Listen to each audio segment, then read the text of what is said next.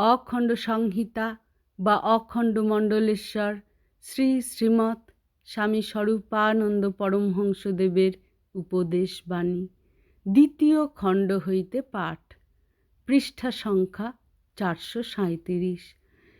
গুরুর কাছ হইতে যে উৎসাহ, যে উদ্দীপনা ও যে প্রেরণা পাইয়াছ, তাহাকে বিশ্বজগতে ছড়াইয়া দিবার নাম গুরুদক্ষিণা দান।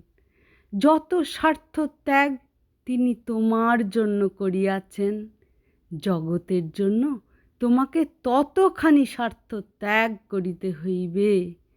তোমাকে তিনি যতখানি ভালোবাসিয়াছেন, জগৎকে তোমার ততখানি ভালোবাসিতে হইবে।